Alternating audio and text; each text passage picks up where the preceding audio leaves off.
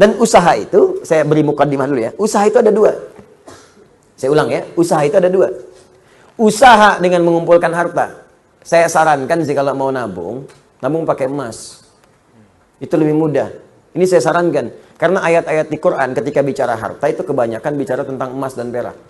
Ya, misal Quran surah ketiga, ayat ke-14. Paling kanan agak ke bawah. Zuyyina lin-nasi hubbus syahawati minan nisa'i wal banin wal qanatiril muqantarati minan dzahab wal fiddah. Ya, qanatir muqantarah itu ada harta yang punya nilai intrinsik, berharga. Yang kalau dikumpulkan punya nilai. Jadi ada harta yang punya nilai intrinsik, ada yang ekstrinsik. Intrinsik itu di dalamnya memang ada nilainya. Ya sudah ada nilai, jadi nggak berpengaruh oleh apapun. Emas itu, kalaupun pecah, masih bisa dijual.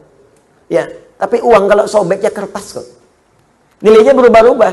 Makanya sekarang selalu mengalami devaluasi. Menurut saya bukan mengalami penurunan tuh. Memang nilainya diturunkan dengan kepentingan tertentu. Dulu itu masih menggunakan emas.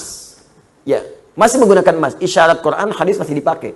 Bahkan di Amerika pun masih pakai. Pada tahun 1930-an, 1934 dari 1932 itu diuji coba. Dia ada sekumpulan orang berkumpul memikirkan sifat monopoli. Bagaimana memonopoli dunia dari sistem keuangan. Maka diwujudkanlah uang kertas itu. Diuji coba asalnya di negara barat sana. Lokal sifatnya. Lokal. Apa yang diuji coba? Ditarik emas-emas dari penduduk lokal, dibuatlah uang kertas. Yang tidak mematuhi diberikan hukuman. Maka dari situ diberikan uang kertas, tapi uang kertas itu masih punya nilai setara dengan emas. Diberikan per onsnya emas itu setara dengan $20 pada masa itu. Terus orang nuker tuh. Yang sadar bahwa kertas ini nggak punya nilai intrinsik, maka dia menyimpan kemudian emasnya di tempat lain supaya tidak kena hukuman. Ini kisah nyata ini, nanti ada perjanjiannya. Nah teman-teman sekalian, apa yang terjadi? Ketika uang itu sudah menyebar dan emasnya cukup terkumpul, maka diturunkan, didevaluasi nilainya. Yang tadinya per onsnya $20, ya diturunkan nilainya. Seakan-akan harga emas itu jadi naik, padahal emas itu segitu-gitu aja. Ya, uangnya turun lagi. Jadi berapa? $35.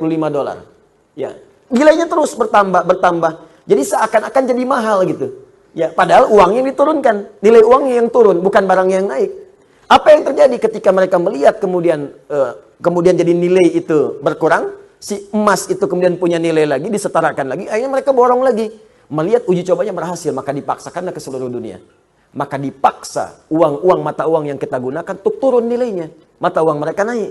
Makanya satu kita balas dengan 13.000. Mereka cuma mengeluarkan satu, kita keluarkan 13.000. Dikuraslah kemudian harta benda kita keluar. Paling gampang. Makanya nggak ada nilainya. Tempat lain ada yang 20.000. Satu, mereka ngasih satu, kita ngasih 20. Dan yang paling gampang itu kan kertas. Kertas kalau disobek, dihilangkan nilainya, nggak ada nilai. Sudah pulaunya keluar, sudah hartanya keluar.